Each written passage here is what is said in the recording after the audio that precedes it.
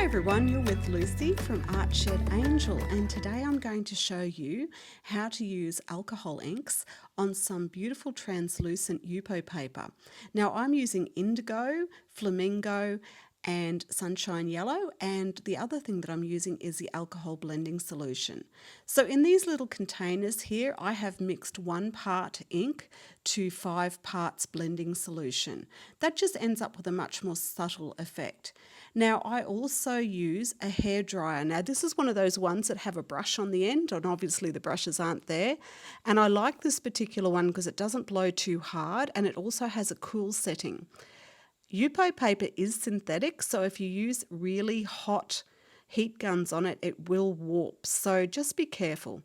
So the first thing I'm doing is I'm putting some drops down, and then I'm putting a circle of the alcohol blending solution around it. Now this will give it that soft edge. So you can see I'm not blowing directly on the ink, I'm actually blowing around it, and I've got a turntable that I'm doing it on. So this is the indigo that's been watered down or thinned out with the alcohol ink blending solution. So you can just keep adding colour slowly and blowing it around. It looks like almost like a silk effect that you get. Now here I've added some alcohol blending solution, and that's just pushing some of the ink that's there around again. So even if your ink is down, you can still move it around. So I'm doing this in a layering way because sometimes I think less is more, and you can just keep adding more colour. And as you see me going through this, I'll be getting more and more depth of colour. It's actually quite exciting to watch it start to get patterns and designs in it, and sometimes you can see little people or anything in it. It's quite interesting. So now I'm also going to add the flamingo, and I'm going to add little bits of flamingo, blow it around. You can see how it blends with the indigo and you get some really nice purple sections.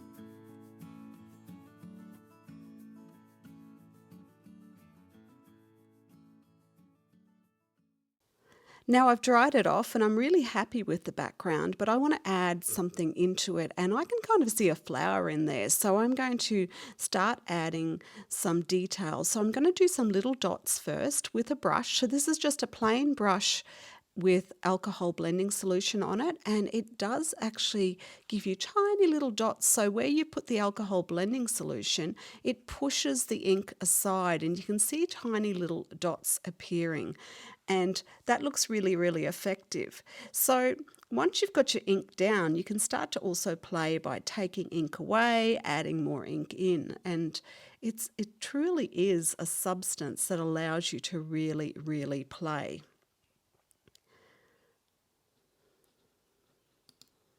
So now that I'm happy with the background, you can see all those little dots everywhere. I really, really like those. I'm now going to put some of the flamingo down and a little bit of blending solution, and I'm starting to sort of choose a flower. Now you can see I'm not just doing strokes, I'm doing little dots. And this can give you a really interesting effect. So use just your brush and dot your colour on instead of doing big strokes to get your colour. And I'm really following some of the design that was already there in that beautiful ink being blown around. So when you do this, make sure you turn your paper around a few times and have a really good look at what you can see in there. I really saw this flower, and so I'm just doing the alcohol ink, the flamingo, on here. Now, one of the really important things to note is if you let it dry, it will let you add more colour over the top of it. So It's one of those things where you've got to kind of be a little bit patient. So you can see here, I can put the indigo quite pure down, and it's quite dark because I've allowed the other ink to dry. If I was doing this over the top of the wet ink, it would not work. So I think sometimes when people think you can't paint with alcohol inks, it's because you're not leaving enough time in between. So now I'm going to use the Sunshine Yellow and do a bit of a stamen on this flower. So it's lovely how the yellow pushes the blue out of the way. It actually pushes some of the colour, and I'm just doing some little dots on there to make it a little bit more interesting. And just some yellow on the edge of those petals as well. You don't want to go over the top. It's starting to look really kind of subtle and pretty. So once I'm happy with that, I'm just adding some little blue dots into that stamen as well. And then I'm mixing some of the blue and yellow, and I'm just doing some basic, very simple leaves behind the flower. And you can see there, you can mix your colours. And I just love how they're kind of getting that dirty colour because they've got the pink behind, which actually makes that flower stand out a little bit more. So don't hesitate to mix your inks as well. And here I'm just doing some more of those dots so that we've got a similar sort of texture through the leaves as you do through the flower. It's really, really satisfying to play with these inks, and you can actually wipe the whole lot off with some alcohol blending solution or some isopropyl alcohol if you don't like it. It just leaves like a subtle background. So, don't hesitate to play. It is really a lovely thing to play with. So after I dry it off, I'm going to add a little bit more detail, and I'm going to use a fine liner to add some bits of detail into the actual flower. So this is just a black fine liner. You don't have to do this. Some people like to just leave it without all the lines, but I'm kind of just doing really rough, sketchy lines, and I like how it sort of brings it to the front because I'm going to put it over some interesting paper.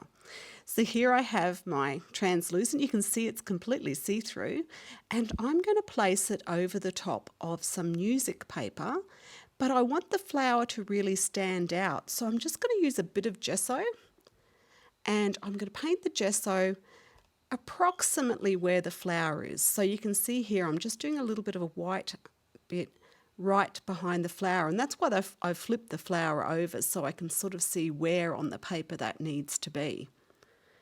So just drying that off, and then I'm going to put it together, and I'm going to sew around the edges of this one, I think. So you can see there the flower actually stands out, even though you kind of don't notice the gesso at all, but the flower really stands out. So now I'm just going to go aside and add a little bit of the gold pearl. And the gold pearl, I'm just adding little dots here and there. I am a lover of gold and metallics, so not very much of my work doesn't have metallics. So here I'm just adding some metallics just to make it really, really pretty. I love it when you pick up a card if it has like a shimmer or something to it. Okay, so now I'm going off to sew the edge, and here it is. That was very quick, wasn't it? So I've sewn around the edge, and I'm now going to glue that to my backing card. And there we have a lovely card.